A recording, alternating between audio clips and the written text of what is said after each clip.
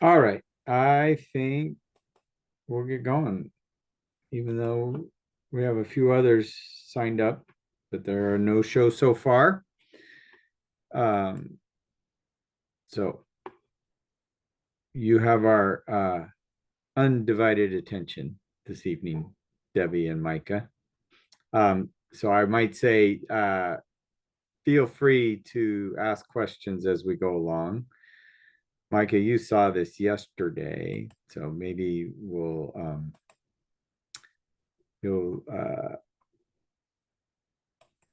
it'll prompt more questions on your part.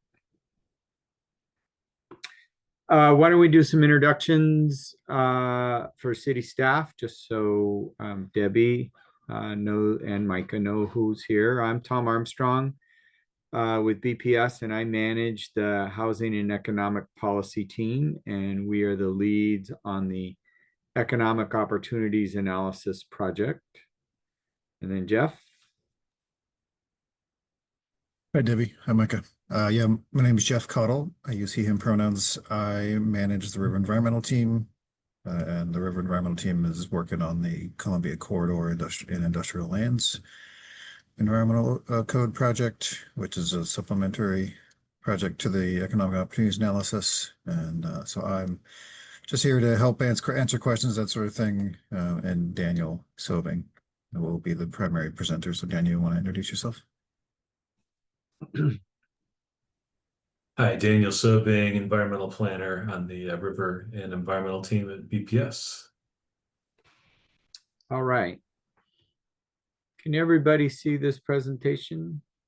Is that showing up correctly? Yes. Okay. All right. So I'm going to give an overview of the EOA and the various pieces that go into it. And then we'll drill down into the industrial area decisions. These are some policy options that we are trying to coordinate with the EOA so that they're in balance with each other. And once we go through those various policy options, I'll talk a little bit about the scenarios analysis that can be found in the discussion draft that we're using as a one way of framing the discussion. We are just a little bit on the approval process. So we are currently in what we call the discussion draft phase. And that is where we have released the document. We did that back in mid-September. And we are taking public comments until November 10th. Those comments come to staff. And we will consider all of those comments and make changes to the draft. And then in early December, we'll publish what we call a proposed draft. And that is the draft that will go to the Planning Commission. And the Planning Commission will have opportunities for a public hearing and public testimony, written testimony, and then the Planning Commission will deliberate on what they've heard, and they can make changes to these documents and proposals. And then sometime in the next spring, they will vote on a recommendation that will go to City Council. And then City Council will do it all again with public hearings, additional opportunities for public testimony, opportunities for amendments. And then we anticipate sometime in the summer, Council will adopt the EOA and the Columbia Corridor Industrial Lands E-Zone project, and then give us direction on what to do with these other policy decisions and strategies. So this is a very sort of the economic opportunities analysis really comes out of statewide planning goal 9, which is a direction to cities that we maintain an adequate supply of employment land capacity to meet our 20-year employment forecasts. The EOA is a supporting document to the comprehensive plan. It's a land use decision. It is adopted by ordinance. It is a document that then going forward, anytime we make a change, a zoning change or a comp plan map change that impacts the employment land capacity, we need to make findings against the EOA to show that we continue to have an adequate supply of employment land.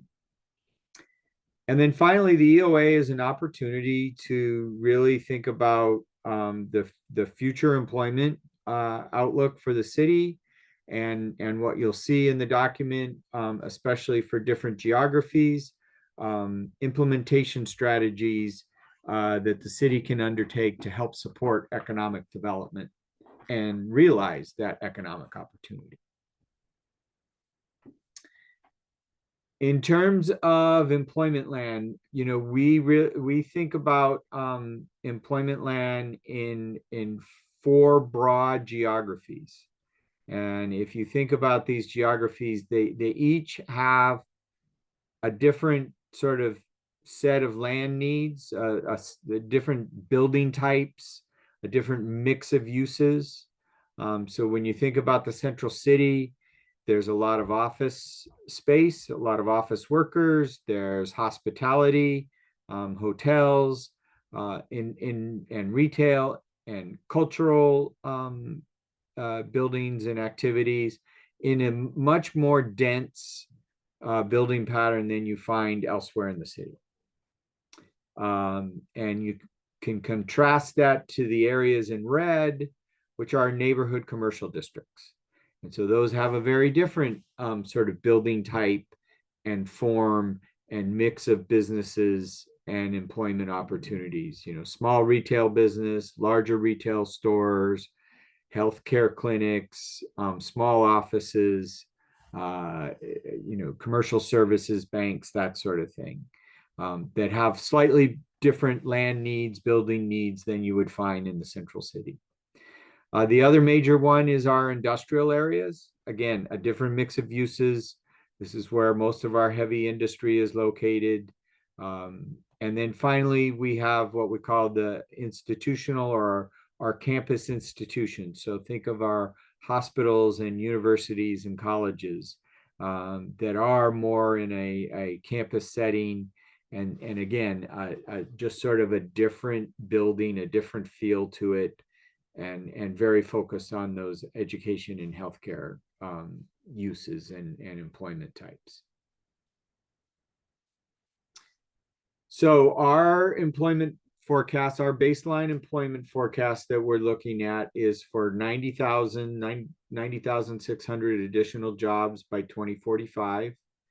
And we've looked at sort of the landscape or how employment is distributed across the city, and also, you know, what job sectors we expect to grow, you know, building off of some state employment department forecasts.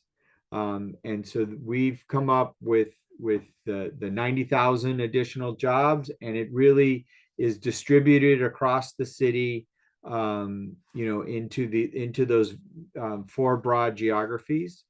Plus, and this is really new to this version of the EOA compared to the one we did back in 2016, is we're seeing a lot of employment growth in residential areas.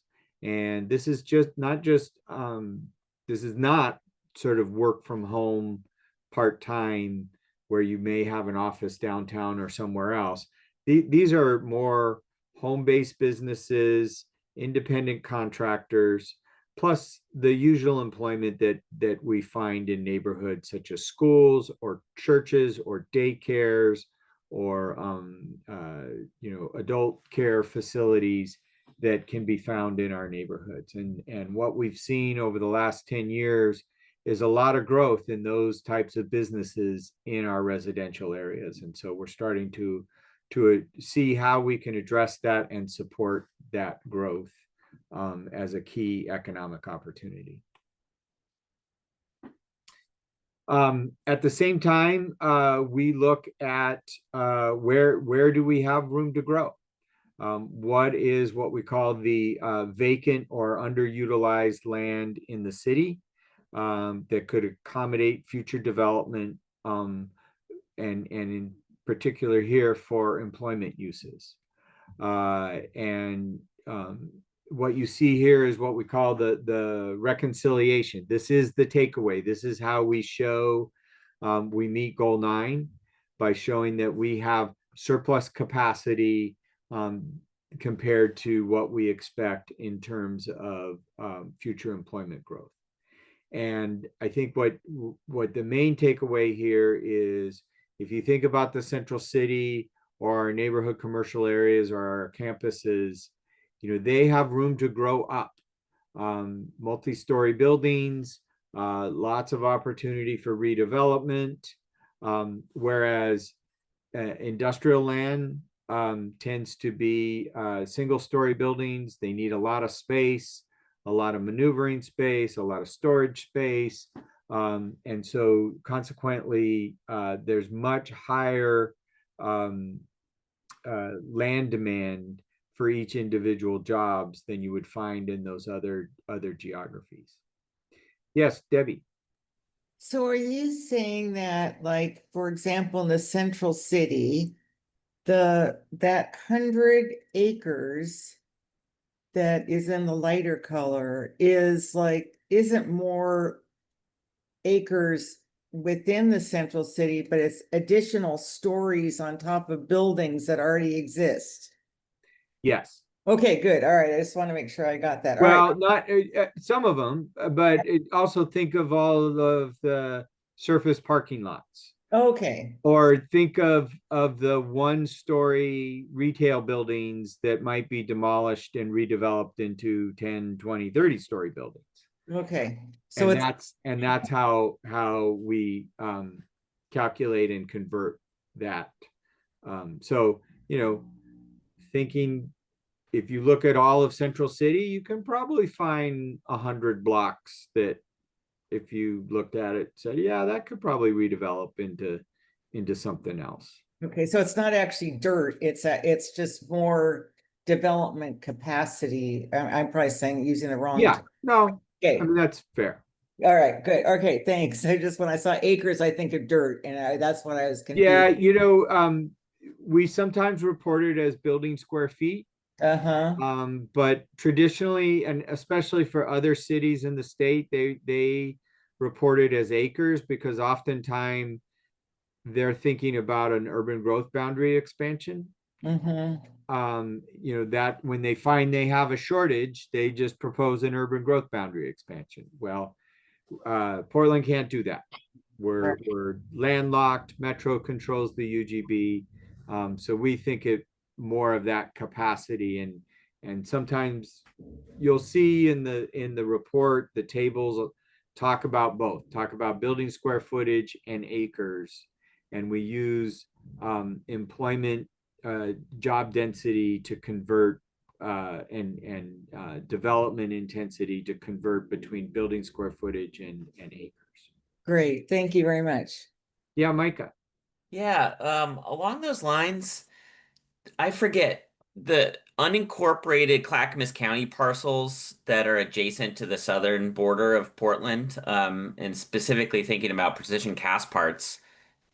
Is that property, I know a small portion of that property is within the city of Portland, but is the total acreage considered within the EOA inventory, or just the city of Portland proper? It includes all of the areas that are within what we call our urban service boundary, okay, which includes some of those unincorporated urban pockets along the edge of Clackamas County, along the edge of Washington County on the west side, so it does include some of those unincorporated areas. Most of those tend to be more residential in nature. Yeah. But there are pockets of employment here and there. Some up by Sylvan on Highway 26 are employment oriented commercial uses. Okay. I Thank forget exactly where the line falls for precision cast parts, and whether it's in or out of the city. The further out you go, it becomes the city of Milwaukee. Yeah. This one, like the one on the Springwater corridor, is literally, I think, one of the parcels is within the city of Portland, and then the rest are unincorporated. Yeah. Yeah. Okay. Okay. So as I said, that's sort of the number crunching end of things, and sort of that, this sort of chart table is what we use to demonstrate that we comply with statewide planning goal 9, that we have adequate capacity, and sort of especially when we get into talking about some of these policy options that affect the industrial land capacity, we're interested on how it impacts this 223 acre surplus, and how as you expand e-zones or increase community buffers, what that does to that development capacity.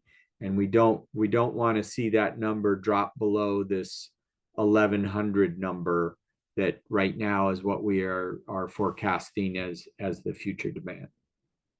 Yes, Lynn. Yeah, on that industrial and the land demand amount, are there set sectors that are set by the state, or does the city decide on the sectors that are going to be included in that land demand? How's that criteria decided? Yeah, so we get to decide, and the baseline forecast, what we've done is we look at the state employment department's employment forecast, 10-year employment forecast for the Tri-County region, for Multnomah County, Clackamas County, and Washington County. And so that gives us sort of and we take that 10 years and we extend it out to 20-year planning horizon. And then from there, and so that sort of gives you a job total and that forecast is done by the different sectors. And industrial is broken out into many different subsectors like manufacturing or warehouse or industrial service, construction. And so then what we do is we look at Portland's current share of those types of jobs, of those sectors. And then we apply that capture rate to that future growth forecast, so that basically we'll be sort of maintaining our share of the regional jobs for each of those sectors. And that's how we determine the land demand that is needed for those different types of jobs. Yeah, Lynn. So, can you walk me through then, because this is a piece of the puzzle I'm not quite understanding, so if you have that industrial demand as it is forecasted for the next 20 years, and I assume that is jobs per acre, you're making that decision. But then if technologies change and the numbers of jobs per acre are likely to change over that 20-year time, how is that reflected in the land demand? Yeah, good question. So one, we update this economic opportunities analysis. We would like to update it every 5 to 7 years, sort of every business cycle. We've had some other issues like the pandemic come up and other things to work on. So now we're looking at, like, this will be 10 years since we last did it. But when we do it, we go back and look at those assumptions, and we have actually changed, like the job density or the building square footage per employee has changed, right? Offices have gotten much smaller. We've actually seen the job density of manufacturing come down due to automation, and we've seen the job density of warehouses come up, just because of the sort of just-in-time delivery and the turnover that they're now seeing in terms of product. So we try and capture those job trends, and we try and update this analysis when we need to make sure that we're tracking that.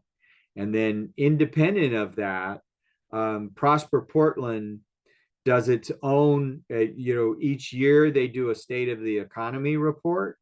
And then every 5 years or so, they do a what I'll call a short-term economic development strategy that really tracks how things are growing, what industries are our strong points, that we want to try and support and attract and grow in Portland.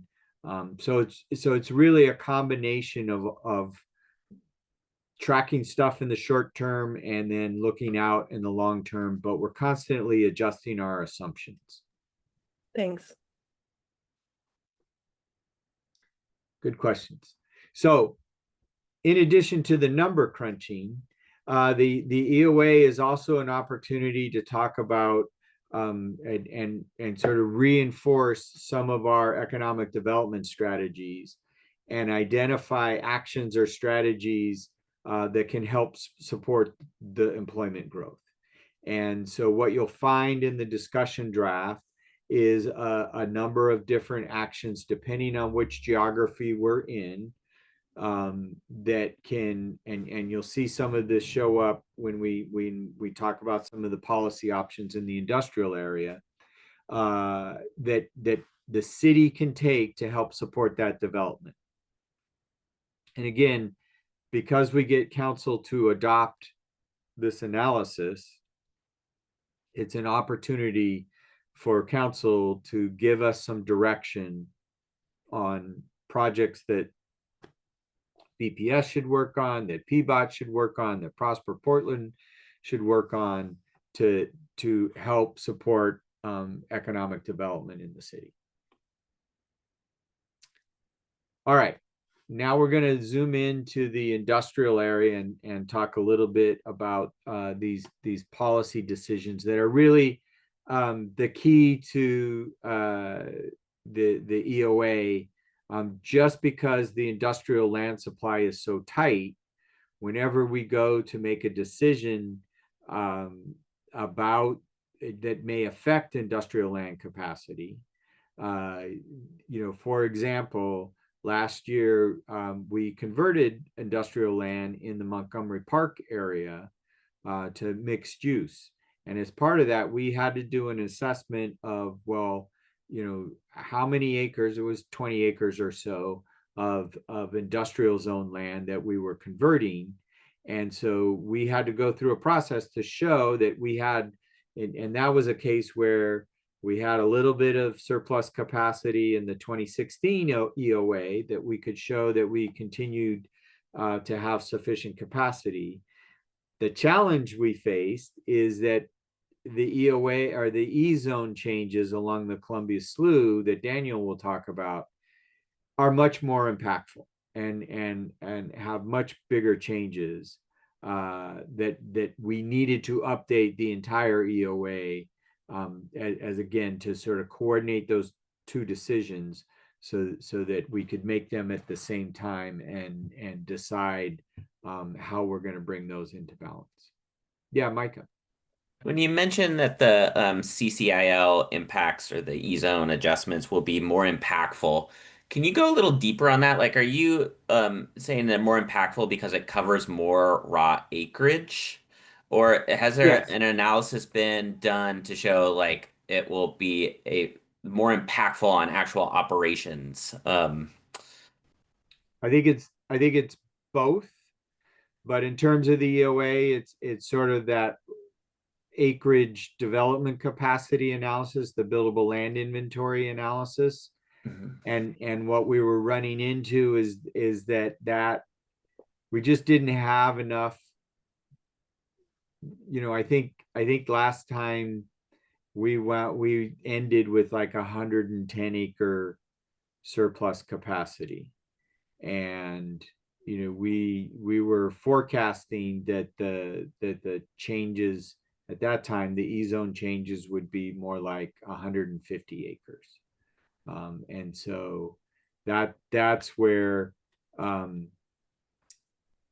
we needed, by the time we went through this whole process with the Columbia Corridor E-zones, we needed to update the EOA as well, and the buildable land inventory as well. I think this time around, one of the key changes that we've made that really gives us, there are two key trends that helped provide us more industrial land capacity. One is we have a much slower employment forecast. We have a much slower population forecast. And that is not only true in the city of Portland, it's true in the region, it's true in the state, it's true in the nation. The population is slowing down. Migration is slowing down. Birth rates are dropping. So all of the forecasts are much slower. We went from, last time we did this, we were forecasting 140,000 new jobs. Now we're only forecasting 90,000 new jobs.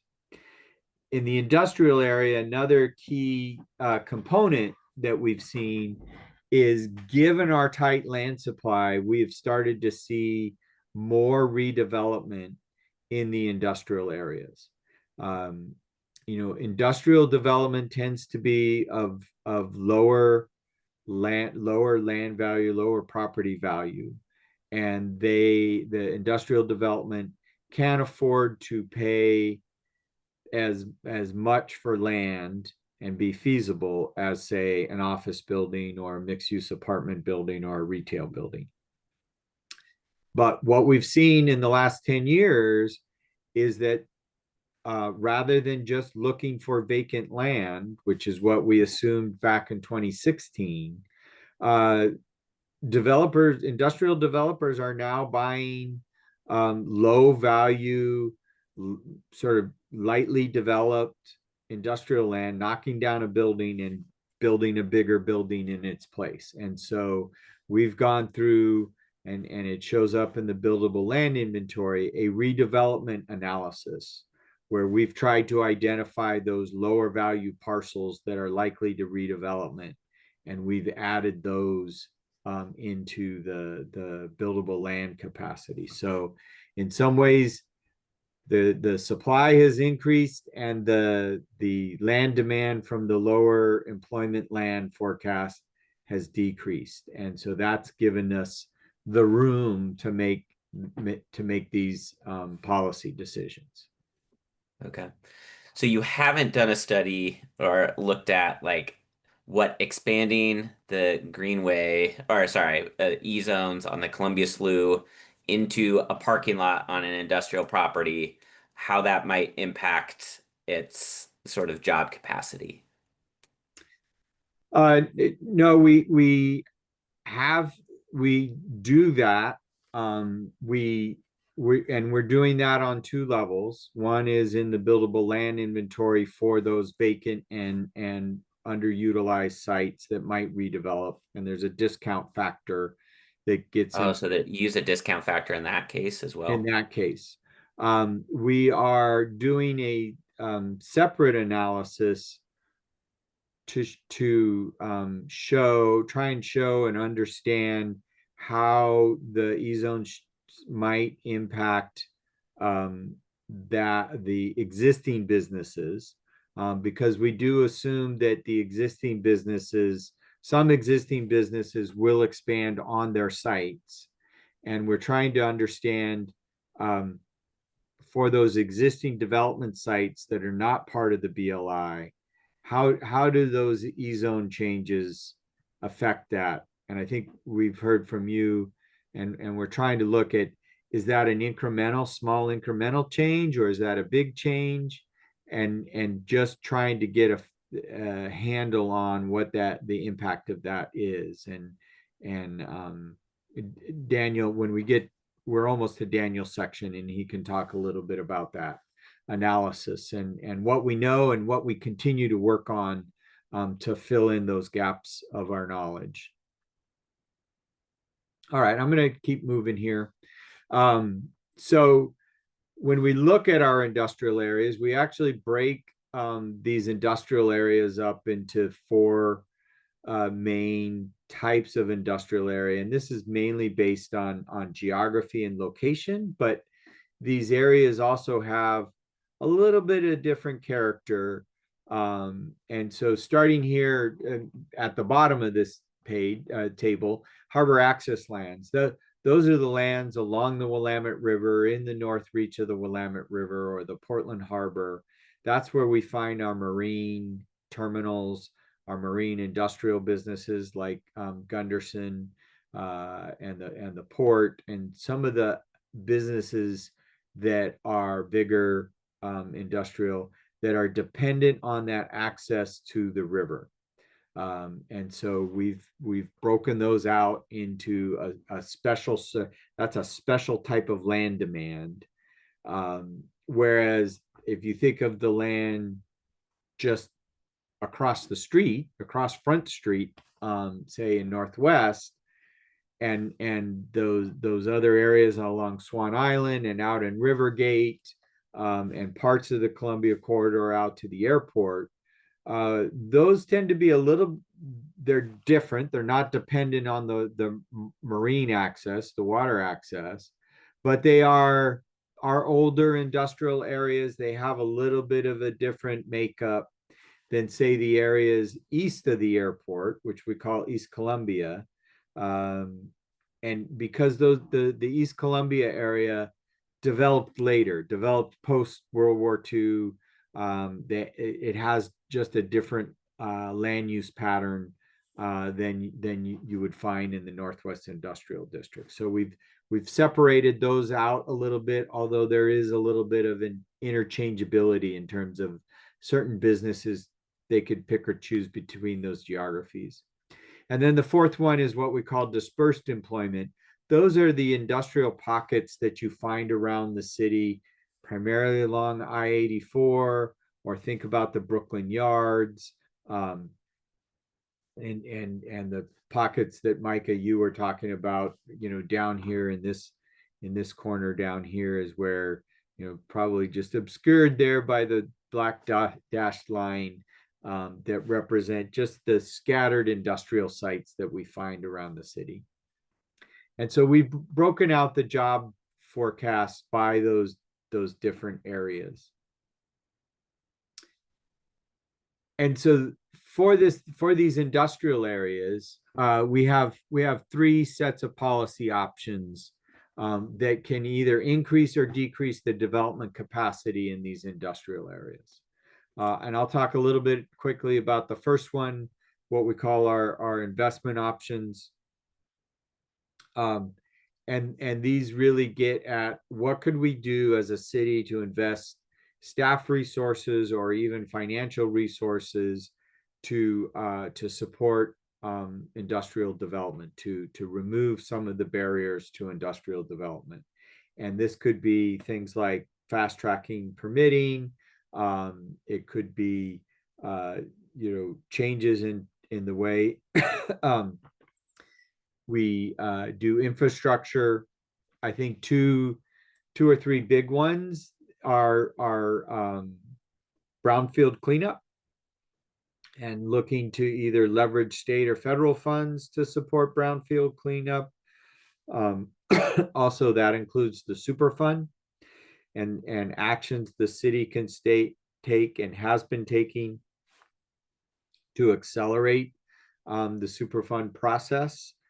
Because the more clarity we get there about liability and cleanup costs, then that will remove a cloud that is over the Superfund area. And then also freight projects. And so one of the questions we're asking is, what's a realistic expectation about the level of investment that the city could take on in these areas to help close some of the infrastructure gaps, reduce some of the development barriers to industrial development? The second batch of policy choices are natural resources. And I'm going to turn things over to Daniel to talk about those options. And Daniel, I'm going to let you do this slide, but I'm going to step away for a little bit and get a glass of water. I'll be right back. Thanks, Tom. And I'm going to try to move quick so that we have a little bit of time at the end of this presentation for some more questions, but feel free to jump in and raise your hand if you have any questions along the way. Again, I'm Daniel Sobing. I'm an environmental planner, and I'm working on the Columbia Corridor and Industrial Lands E-Zone project. And so of our natural resource policy options, we have three different groupings of natural resource protection policies that we're considering as part of the EOA. There's the update to the E-zones and the CCIL E-zone project. We've talked a little bit about that already. We're also looking at updates to natural resource protections within the north reach of the Willamette River. And we're looking at applying the tree code to the heavy industrial zone, which is the one zone in the city of Portland that is fully exempt from tree code regulations currently. So next slide, please. So I'll start by talking about the Columbia Corridor Industrial Lands Project, or CCIL E-zone project. This is an effort to update several old and outdated natural resource protection plans that are all at least 10 years old, and some of them as much as almost 40 years old. So we're trying to update and modernize the application of natural resource protections within the project area shown on the map there. This is a project that is intended to be adopted concurrently with the EOA, whereas those other natural resource protection policies that we're looking at are things that would come after the EOA is complete, but they're things that we need to address during the EOA to ensure that we have adequate capacity to account for those natural resource protections if we're able to adopt them at a later date. Next slide, please. So in the CCIL project, we're looking at remapping two zones in particular. The protection zone, which is our more restrictive zone that's applied to the most sensitive natural resources, and the conservation zone, which is less restrictive, which allows some development to occur either through standards or through environmental review. But the development within the C zone needs to be environmentally sensitive if it's going to be allowed to occur. And we are looking at three different scenarios for natural resource protections, trying to see how those different scenarios, if implemented, would impact the amount of employment land that's available to meet the capacity needs that Tom has talked about. Next slide, please. And so within the CCIL project, there's three scenarios. There's a low scenario or minimum, which is intended to comply with our state and local land use regulations. And within that scenario, we'd be covering a little bit more area than the existing E-zones currently do within the project area. We would be applying the protection zone within the banks of the slough and other streams, within the bounds of mapped wetlands, but there would be no P-zone buffer beyond the edge of those features. There would be a C-zone buffer, a conservation zone, which is the more permissive of the E-zones, but in some cases, development could happen very close to the edge of water features through the standards process. So it's minimum compliance. It's not the highest level of protection, but it would at least ensure the wetlands and water bodies themselves are not filled. Climate resilient is our medium scenario. It's more protective of natural resources. It would have protection zone buffers around all streams and sloughs and most wetlands. So you'd have some mandatory setbacks from those features for private development. And then in our high or maximum resource protection scenario, all wetlands, all streams, all sloughs would be in the P zone. and with some notable exceptions, but but there would be 50-foot P-zone buffers around all of those features. So you'd have a more significant setback for most private development. Next slide, please. And so we've tried to look at what the impacts of these different scenarios are on an industrial development. This slide is a visual illustration of, in the upper left-hand corner, the existing E-zones, and then the other scenarios, low scenario in upper right-hand corner, and the high scenario in the lower right-hand corner, and the medium in the bottom left. We've looked at both what are the impacts on the capacity for buildable land. And so we, as Tom said, we have a discount factor, the conservation zone. We discount when conservation zone crosses a threshold of 33% of site area or more, we then discount the development capacity of that site. If it's less C-zone coverage on a lot, then we say it's not actually constraining the site. So it's only when C-zone coverage crosses a specified threshold that we actually apply a constraint for the C-zone. The P-zone, we actually just do a straight takeout. So if you have a 10-acre site and there's 1 acre of P-zone on there, we just deduct an acre from that site's development capacity and say that 10-acre site is now, as far as the BLI is concerned, is equal to 9 acres of development capacity. And as Tom said, we're also trying to analyze what the impacts would potentially be on developed sites. And so we're looking at how much coverage is there of sites that are developed.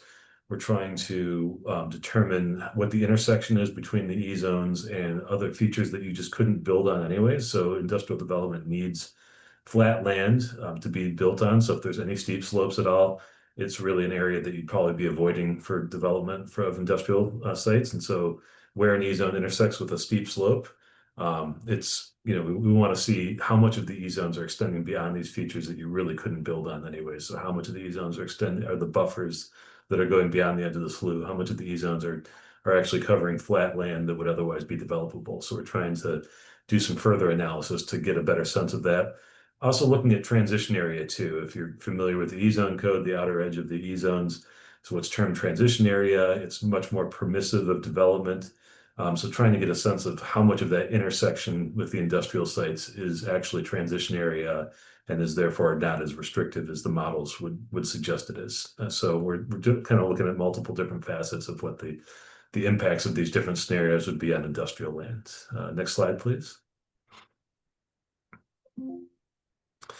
So the next project we're looking at is the North Reach of the Willamette River. And again, for the Willamette North Reach, there's a couple of different scenarios we're considering. We're looking at either a 25-foot setback from the high water of the Willamette River, or a 50-foot setback, and trying to see how those different setback scenarios would impact industrial land development. The North Reach of the Willamette starts at the confluence of the Columbia River, so we're looking at the kind of far northern edge of the Willamette River here. The next slide shows you the southern end of the project area, which is extends down to the upper, just outside of the central city in North Portland. And the next slide helps to kind of illustrate what the differences are on some site-specific examples. You've got sites here, so you can see that the two lines that are shown near the edge of the river are either the 25-foot or the 50-foot setback. And we're also applying river overlay, or proposing to apply river overlay, to the riparian buffer area, the portion of the floodplain that's within 170 feet of the bank of the river.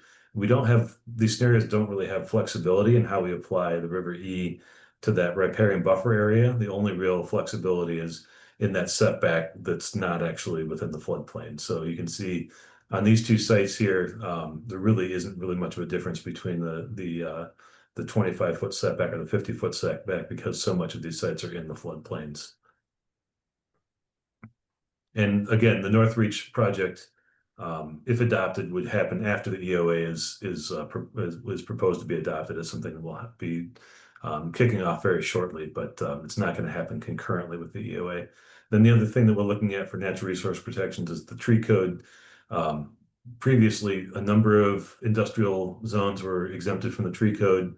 We've reduced those exemptions for other industrial zones, but the heavy industrial zone, the IH, is still exempt from tree code. So we're looking at what the impact would be if we were to apply the tree code within the IH.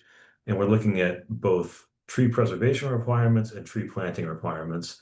And when it comes to preservation, we're looking at higher, like depending on the tree size, the high scenario would have a higher level of preservation requirement for larger trees. The medium scenario would have less tree preservation requirements, and then the low scenario would just require planting at the time of development, and then there would be preservation requirements within the E zones, but no planting requirements outside of the E zones. And one more slide for the natural resource protections. This illustrates that the majority of the trees that are mapped in the IH zone are actually in E zones already and are already protected and would not be impacted by this, but there are a number of trees that are outside of the E zone. So those tree preservation requirements could have some impacts on industrial development. And the reason that we're looking at updates to the tree code and removing the exemption for the IH zone is because we have directives from City Council. We've recently adopted an urban forest management plan that has targets for increasing forest canopy within the industrial geographies. So this accounting for a future project that would apply the tree code to the IH is consistent with the policy that the City Council has laid out. All right, thank you, Daniel. I'm gonna handle the last policy bundle, and this has to do with community impacts. And what we mean is how can we reduce the conflicts along that where industrial development backs up or is across the street from residential neighborhoods. We have a lot of these edges throughout the city. And we want to look at, again, this is a future project to look at landscaping buffers, design standards, traffic improvements that can really reduce those conflicts. Again, it's a future action that we anticipate, but we want to make sure that it's those potential impacts to industrial development capacity are incorporated into this EOA so that probably 2 years from now, when we make an actual decision, we don't have to then update the EOA again and go through this whole process again.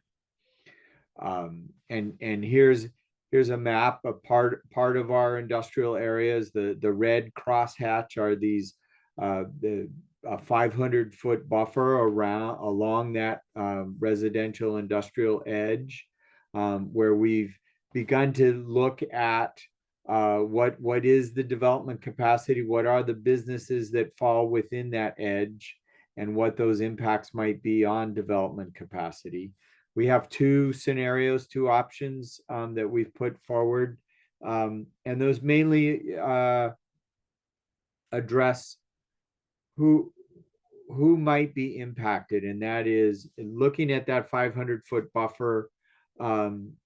Are we mainly looking to further regulate large industrial development that takes place on 5-acre or larger parcels, or do we want to impact all industrial development along that edge? And so we've done the analysis for those two levels at this point, and looking at what that impact on our development capacity might be. And so scenarios. So what you find in the discussion draft of the EOA is we have all of these combinations, right? We can go low, medium, high for natural resources. We can go low, medium, high for investment. We can go low or high for community. How do all of those combinations play out when we put them all together and we have a sophisticated GIS computer model that helps crunch all of these numbers, and then what it tells us is that depending on the combination, so for example, this combination 3, where we take that high scenario for natural resource protection and the high scenario for community impact and a low investment scenario, we wind up with about 250 acres of industrial land capacity, which is more than the 1,100 acres that we are forecasting with our employment land demand. And therefore, we continue to meet the Goal 9 requirements. And so we can look at these various combinations. I think all of these combinations, we continue to have a surplus capacity. And then it's a question of, well, what other considerations do we want to have? Like some of the things, Micah, you were getting at is like, well, what would the impacts be on existing businesses? Or do we really think we could even deliver on a low investment scenario? And so those are the types of issues that the Planning Commission and City Council are going to work through. Here's another way to think about how those scenarios play out. On the left-hand side, a passive scenario, hey, we don't think we're going to have many resources to really do investment. So we're going to take a lighter touch when it comes to regulatory protection measures for natural resources or community. If we do all that, we wind up with like 1,350 acres. Whereas on the other side, an aggressive scenario, we're gonna really lean into protection measures, and we're also going to lean into our investment. We want to grow these good family wage, middle wage jobs. We're going to find the resources. We wind up with about the same amount of acres. Same in the middle scenarios, whether you want to emphasize the protection measures or you want to emphasize economic growth. We're all within, 200 acres plus or minus one way or the other. So not a huge swing. And so I think that gives us a lot of room to explore the different outcomes that could come from these different policy decisions. Again, just to wrap up, we've experienced robust economic growth in the past. We've been lagging in our post-pandemic recovery, but we think there's going to be job employment growth opportunities out there. We want to plan for it. The city is lucky. We have, 4 major different types of employment areas that we can lean into. It's an all of the above strategy. It just so happens that we spend a lot of time talking about industrial development because that's where we have the tightest supply, and we want to make the most significant policy changes that affect development capacity. But the EOA does address all of the different employment areas, especially in identifying different strategies to support employment growth in those areas. Again, for you at home, you found us already. There's lots more information available on our website. We have an open house next week.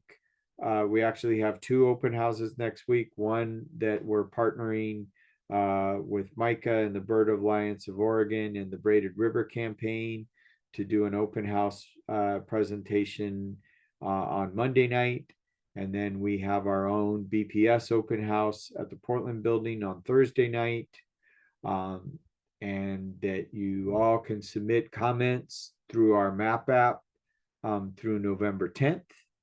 And then we'll be looking at those comments and crafting a proposed draft that we will publish in early December. I know that's a lot. It looks like you all are still here. So just happy to take any other questions that you might have this evening. Yes, Debbie. Okay, so first, are the slides on the website, the ones that you just showed? They're not there yet, but we will get them up there probably tomorrow or the next day. Okay. And then, so it doesn't seem logical to me, and so I'm curious if you can explain why if you go, on that one where you did show the scenarios, you go high or you go low, or you kind of end up in the same place. I mean, acres wide. Can you explain why that is? Yeah, I think what we are finding is that even with a little bit of investment, it creates even more capacity that Okay. can account for any erosion of capacity that those protection measures uh, uh, might lower that capacity. So there's an offset there that even a little bit of extra investment in the freight infrastructure or brownfield cleanup, because we have a lot of brownfields out there, Right. and we have a lot of unimproved streets, that even a little bit more of investment in those areas can make a huge difference in creating more employment land capacity.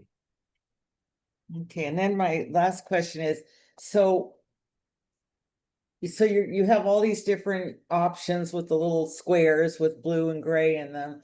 And so when you submit something to the planning commission, is it going to have those same choices for them to think about? Or are you gonna say, this is what we recommend as the staff?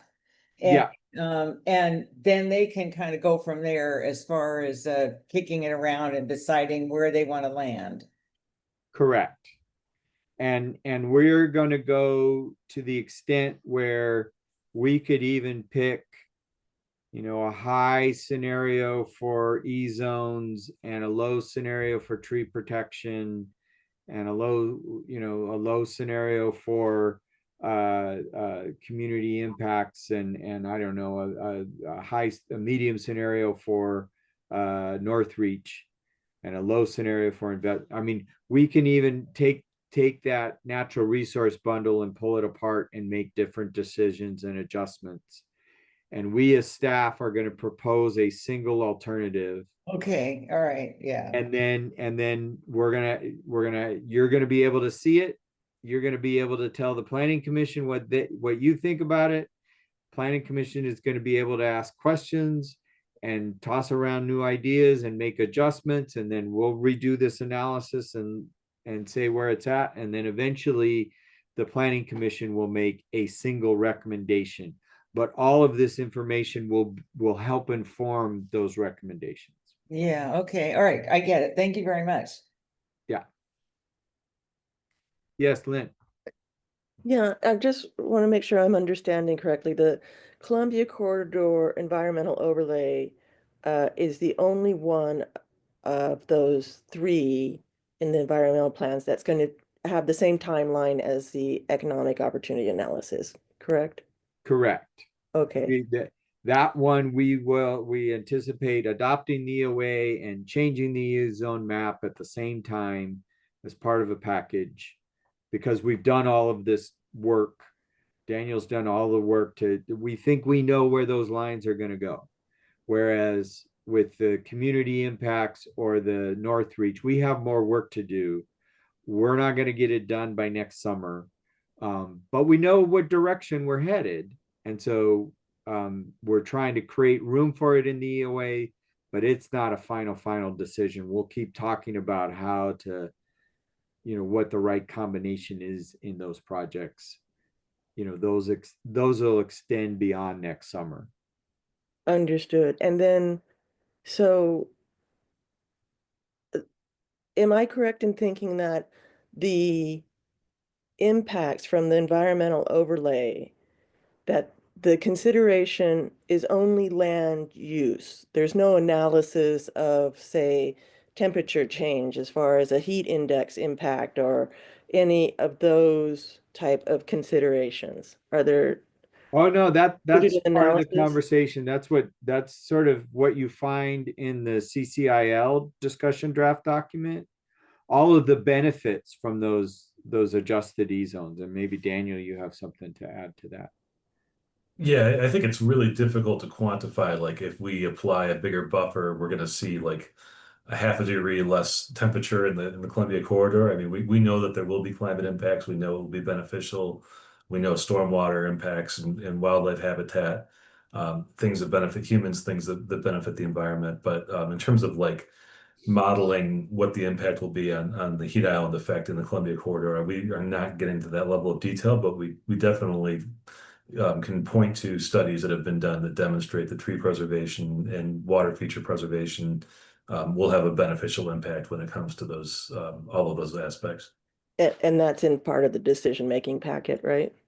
Yeah, so we Okay. so the environmental overlay zones are part of statewide land use planning goal 5. The EOA is for goal 9, the E zones are for goal 5. And goal 5 requires Portland and all jurisdictions in the state to do what's called a economic, social, environmental, and energy analysis, where we look through all of the benefits and the cost and benefit of protecting natural resources. So we look at what the scientific literature says is beneficial about protecting resources, and what the potential impacts would be in terms of economic issues and human health if we were to not protect resources. So we try to weigh and balance all of those different factors together to come up with a strategy for protecting resources. Understood. And then I just have two quick questions about the graphics there. The initial map for the environmental overlay, it was kind of orange with red in it.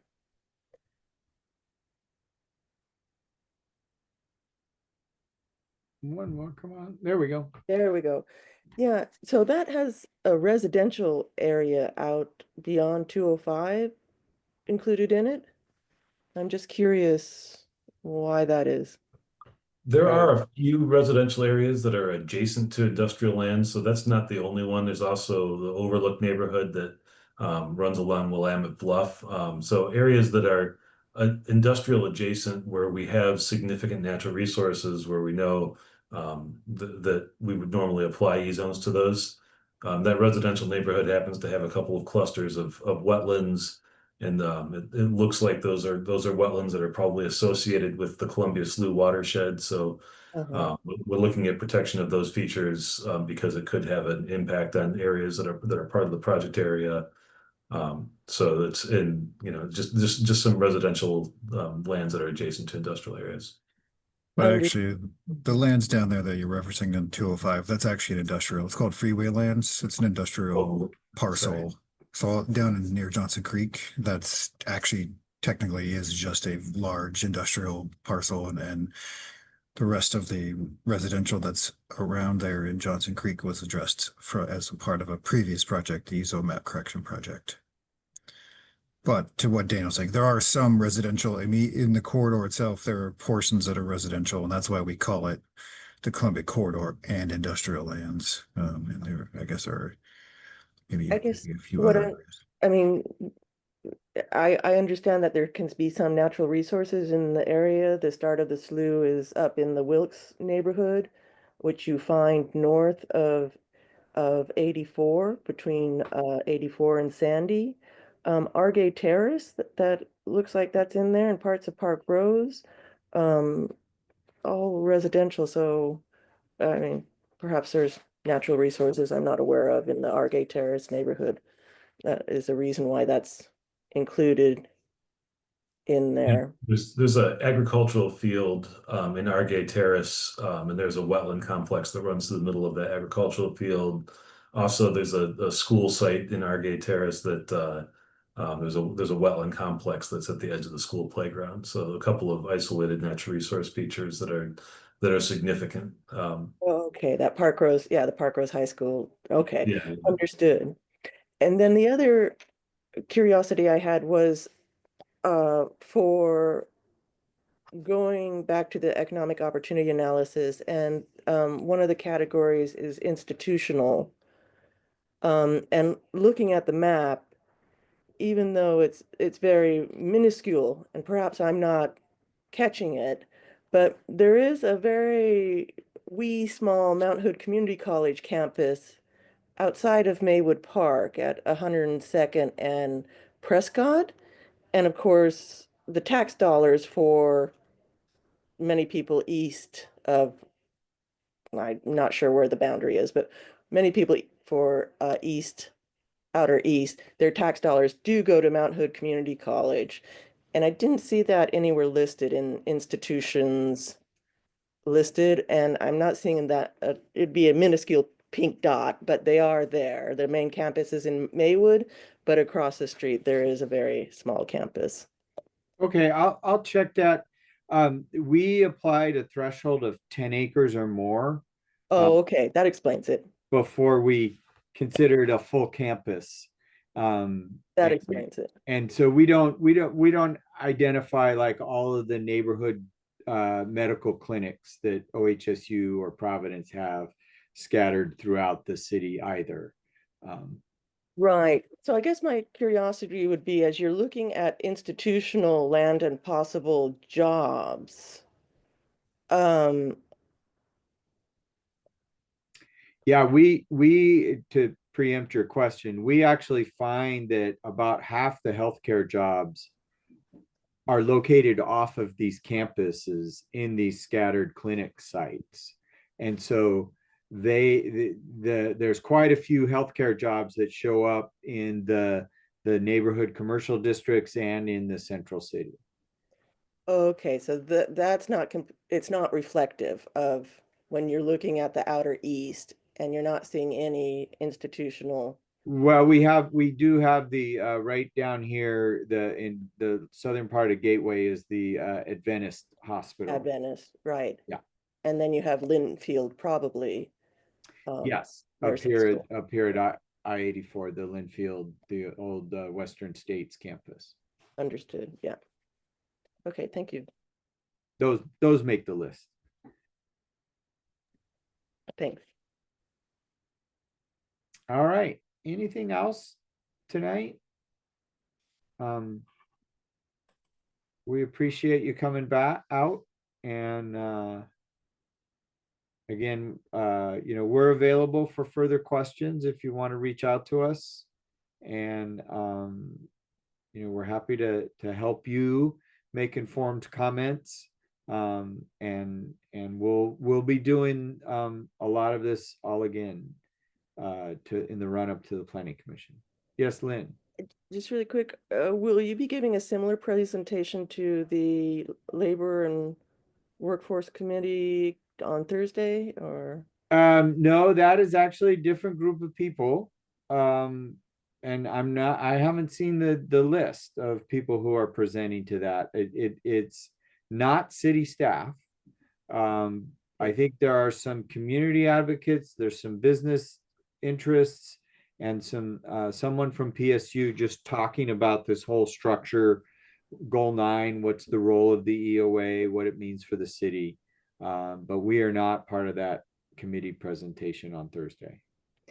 And just so I can get the wording correct, is the EOA, is it policy? Is it guidelines? What would be the correct wording to say what it is? It's not, it approaches policy, it provides direction for policy, it informs policy, but it is an analysis. It is that here's the employment forecast, here's our buildable land inventory, here's where we have room to grow, here's where things are tight, here's the type of investments that we could do to encourage. But it's not, I don't know if I want to say binding, but it informs future policy decisions. Got it. Okay. Got it. Thank you very much. Yeah. All right. I think we're going to call it a night. Thank you. And we'll go get some dinner, and we will continue the conversation here over the next couple of months. Okay, bye-bye, thanks. Thank you. All right. Appreciate it. See ya.